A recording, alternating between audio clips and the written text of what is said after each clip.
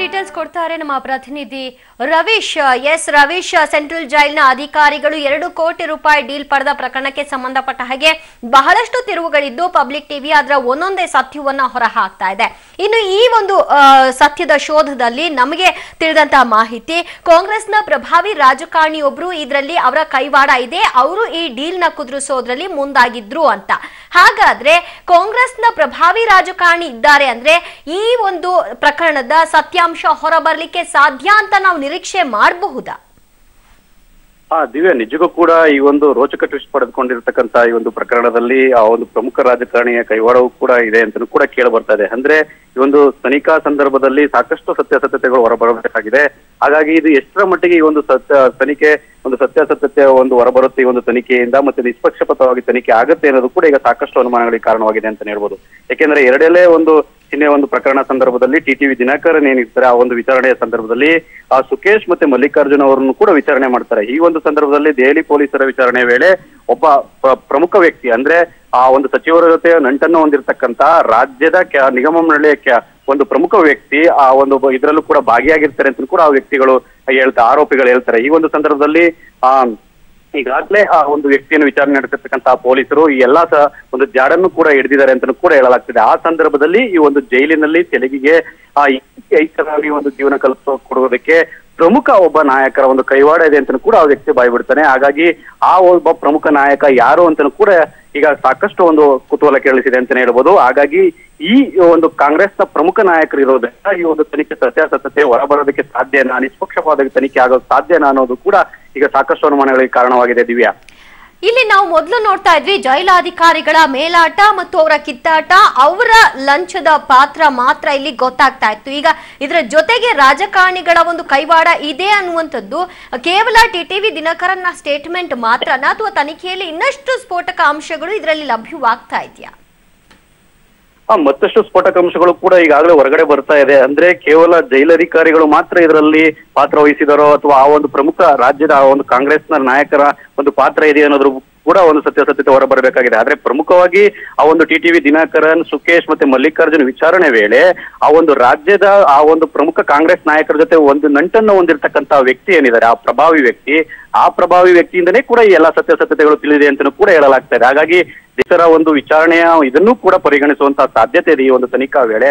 ಹಾಗಾಗಿ ಏನು ಹೊರಗಡೆ ಬರುತ್ತೆ ಈ ಒಂದು ಸತ್ಯಾಸತ್ಯತೆಯನ್ನು ಕೂಡ ಕಾದ್ ನೋಡ್ಬೇಕಾಗಿದೆ. ಆದ್ರೆ ಆ ಒಂದು ಪ್ರಭಾವಿ ನಾಯಕರು ಯಾರು ಅನ್ನೋದೇ ಈಗ ಸಾಕಷ್ಟು ಒಂದು ಕುತೂಹಲ ಮೂಡಿಸಿರೋದು. ದಿವ್ಯಾ, ಜೈಲಾಧಿಕಾರಿಗಳು ಮತ್ತು ಸಿಬ್ಬಂದಿಗಳು ಸೇರಿದಂತೆ ಈ ವಿಚಾರವಾಗಿ ನಿನ್ನೆ ಸುದ್ದಿ ಪ್ರಕಟವಾದ ಕೂಡಲೇ ಇದೆಲ್ಲವೂ ಕೂಡ ಸತ್ಯಕ್ಕೆ ದೂರವಾದದ್ದು.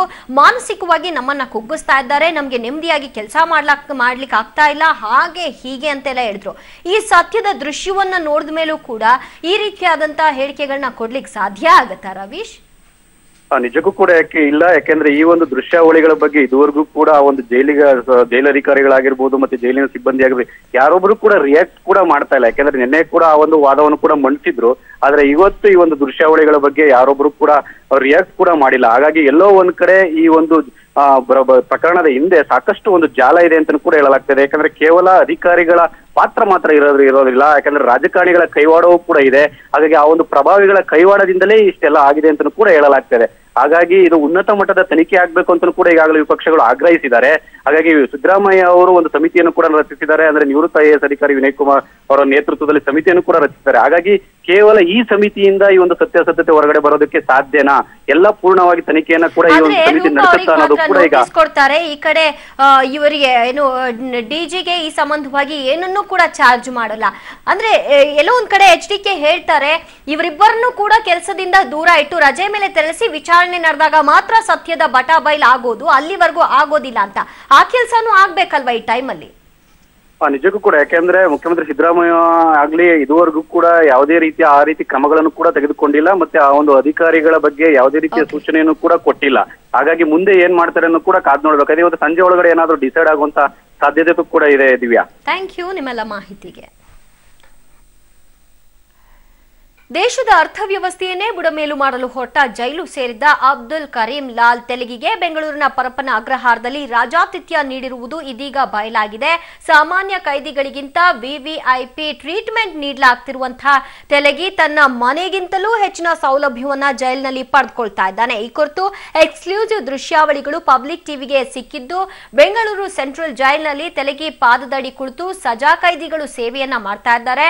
ಫ್ಯಾನು, ಕುಶನ್, ಬೆಡ್, ಮಂಚ, 51 ಇಂಚಿನ ಟಿವಿ, ಕುಡಿಯೋಕೆ ಮಿನರಲ್ ವಾಟರ್, ಚಳಿ ಆಗದಿರಲು ನೆಲದ ಮೇಲೆ stickering, reading table, dining table, ಹೀಗೆ ಎಂಜಲು ಕಾಸಿಗೆ ಕೈ ಒಡ್ಡಿ ಎಲ್ಲಾ ಸೌಲಭ್ಯವನ್ನ ತೆಲಗಿಗೆ ಜೈಲಿನಲ್ಲಿ ಒದಗಿಸಲಾಗಿದೆ.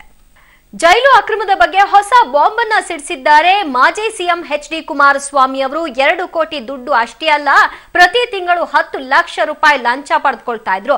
ಈ ಲಂಚದ ಹಣವನ್ನ ಹಂಚಿಕೊಳ್ಳುವ ವಿಚಾರದಲ್ಲೇ ಐಪಿಎಸ್ ಅಧಿಕಾರಿಗಳ ಮಧ್ಯೆ ಕಚ್ಚಾಟ ಆರಂಭವಾಗಿದೆ. ಕಚ್ಚಾಟ ಇದೀಗ ಬೀದಿಗೆ ಬಂದಿದೆ. ಅಷ್ಟೇ ಅಲ್ಲ, ಕುಮಾರಸ್ವಾಮಿ ಸಿಡಿಸಿರುವಂತಹ ಈ ಬಾಂಬ್ ನಲ್ಲಿ ಆ ಇಬ್ಬರು ಜೈಲು ಅಧಿಕಾರಿಗಳನ್ನ ತಕ್ಷಣಕ್ಕೆ ಮನೆ ಕಳಿಸಬೇಕು, ಸಿಎಂ ಏನ್ ಮಾಡ್ತಿದ್ದಾರೆ ಎಂದು ಚಾರ್ಜ್ ಮಾಡಿದ್ದಾರೆ. ಮನೆಗೆ ಕಳಿಸಿ ತನಿಖೆ ಆಗಬೇಕು, ಆ ನಿಟ್ಟಿನಲ್ಲಿ ಕೆಲಸ ಶುರು ಆಗಬೇಕು ಅಂತ ಕೂಡ ಹೇಳಿದ್ದಾರೆ. ಗೃಹಗಳ ಇಲಾಖೆಯಲ್ಲಿ ಕೋಟಿ ಕೋಟಿ ಲಂಚ, ಲಕ್ಷ ಲಕ್ಷ ದುಡ್ಡು ಸಿಗ್ತಾ ಇದೆ ಅನ್ನೋಂಥ ದೊಡ್ಡದೊಂದು ಬಾಂಬ್ ಅನ್ನ ಸಿಡಿಸಿದ್ದಾರೆ ಎಚ್.ಡಿ.ಕೆ ಅವರು. ಇದರ ಬಗ್ಗೆ ಮಾತನಾಡ್ಲಿಕ್ಕೆ ನಮ್ಮ ಜೊತೆ ಮಾಜಿ ಸಿಎಂ ಎಚ್.ಡಿ.ಕೆ ಅವರು ಇದ್ದಾರೆ. ಅವ್ರು ಏನ್ ಹೇಳ್ತಾರೆ ಕೇಳಿದ್ರೆ, ಏನ್ ಸರ್ ಇದು ಬಾಂಬ್, ಹೊಸ ಬಾಂಬ್ ಸಿಡಿಸಿದ್ರು? ನಾನು ಬಾಂಬ್ ಸಿಡಿಸಿದ್ದೇನೆ ಅನ್ನೋದಕ್ಕಿಂತ ಹೆಚ್ಚಾಗಿ ಕೆಲವು ಘಟನೆಗಳಲ್ಲಿ ನಮ್ಮ ರಾಜ್ಯದ ಜೈಲುಗಳಲ್ಲಿ ನಡೀತಾ ಇರತಕ್ಕಂತ ಅಕ್ರಮಗಳ ಬಗ್ಗೆ ಚರ್ಚೆಗಳೇ ನಡೀತಾ ಇದೆ. ಈಗ ನಿನ್ನೆ ಡಿಐಜಿ ಅವರು ಹೇಳಿರ್ತಕ್ಕಂಥದ್ರಲ್ಲಿ ಕೆಲವು ಸತ್ಯಾಸತ್ಯತೆಗಳಿದೆ ಅಂತಕ್ಕಂಥದ್ದನ್ನು ಹೇಳ್ತಾರೆ. ಅದಷ್ಟೇ ಅಲ್ಲ, ಪ್ರತಿ ತಿಂಗಳು ಕಲೆಕ್ಷನ್ ಮಾಡಿ ಇಡೀ ರಾಜ್ಯದ ಎಲ್ಲಾ ಪ್ರಿಸನ್ಗಳಿಂದ ಇವತ್ತು ಹಣವನ್ನ ಡಿಜಿ ಅವರಿಗೂ ಕೊಡ್ತಕ್ಕಂಥ, ಅಲ್ಲಿಯವರೆಗೆ ಕೊಡ್ತಕ್ಕಂಥ ವ್ಯವಸ್ಥೆಗಳು ಪ್ರತಿ ತಿಂಗಳು ನಡೀತಾ ಇದೆ ಅಂತಕ್ಕಂಥ ಮಾತನ್ನು ಅಲ್ಲಿಯ ಕೆಲಸ ನಿರ್ವಹಣೆ ಮಾಡತಕ್ಕಂಥವರೇ ಮಾಹಿತಿಗಳನ್ನು ಕೊಟ್ಟಿರತಕ್ಕಂಥದ್ದು. ಅಲ್ಲ, ಈಗ ಶಶಿಕಲಾ ಪ್ರಕರಣಕ್ಕೆ ಸಂಬಂಧಪಟ್ಟಂತೆ 2 ಕೋಟಿ ರೂಪಾಯಿ ಆರೋಪ, ಅಂದ್ರೆ ಡಿಜಿ ಅವರ ಮೇಲೆ ಆರೋಪ ಬಂದಿದೆ.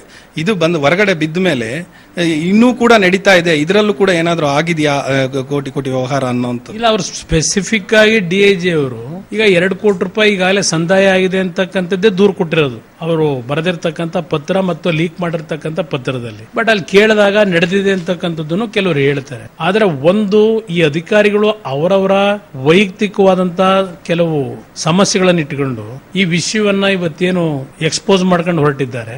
ಅವರ ಸರ್ವಿಸ್ ರೂಲ್ಸ್ ಪ್ರಕಾರ ಆ ಇಬ್ರು ಅಧಿಕಾರಿಗಳು ಮಾಧ್ಯಮಗಳ ಮುಂದೆ ಹೋಗಿ ರಿಯಾಕ್ಷನ್ ಕೊಡ್ತಕ್ಕಂಥದ್ದಕ್ಕೆ ಅವರಿಗೆ ಅಧಿಕಾರ ಇಲ್ಲ. ಇವತ್ತು ಅವರು ಆ ವೈಲೇಟ್ ಏನ್ ಮಾಡಿದ್ದಾರೆ, ಆ ಇಬ್ರು ಅಧಿಕಾರಿಗಳನ್ನು ರಜದ ಮೇಲೆ ಕಳಿಸಬೇಕು, ನಿಷ್ಪಕ್ಷಪಾತವಾದಂತ ತನಿಖೆ ನಡೆಸಿ ಇದರಲ್ಲಿ ಏನ್ ಸತ್ಯಾಸತ್ಯತೆಗಳಿದೆ ಅದನ್ನ ಹೊರಗೆ ತರಬೇಕು ಅಂತಕ್ಕಂಥದನ್ನ ಹೇಳಲಿಕ್ಕೆ ಬಯಸ್ತಾರೆ. ನಿಷ್ಪಕ್ಷಪಾತವಾದ ತನಿಖೆ ಅಂದ್ರೆ ಎಂತ ತನಿಖೆಗೆ ನೀವು ಆಗ್ರಹಿಸ್ತೀರಿ? ಇಲ್ಲ, ಜುಡಿಷಿಯಲ್ ಎನ್ಕ್ವೈರಿ ಏನಾದ್ರೂ ಮಾಡಿ, ಒಬ್ಬ ಉತ್ತಮವಾದಂತ ಯಾರಾದ್ರೂ ಪ್ರಾಮಾಣಿಕವಾದ ನ್ಯಾಯಾಧೀಶರ ನೇತೃತ್ವದಲ್ಲೇ ಒಂದು ತನಿಖೆ ನಡೆಸ್ತಕ್ಕಂಥ ಸುತ್ತ ಅಧಿಕಾರಿಗಳಿಂದ ನೀವು ಮಾಡ್ಲಿಕ್ಕೆ ಹೋದ್ರೆ ಬಹುಶಃ ಅವರೆಲ್ಲ ಕೊಲೀಗ್ಸ್ ಇರ್ತಾರೆ, ಯಾವುದೇ ಕಾರಣಕ್ಕೂ ಸತ್ಯಾಂಶ ಹೊರಗೆ ಬರಲ್ಲ, ಮುಚ್ಚ ಹಾಕ್ತಾರೆ. ಇದು ಕುಮಾರಸ್ವಾಮಿ ಅವರ ಮಾತು. ಕ್ಯಾಮರಾ ಪರ್ಸನ್ ನವೀನ್ ಮಂಡ್ಯ ಜೊತೆ Manjunath C, Bengaluru, public TV.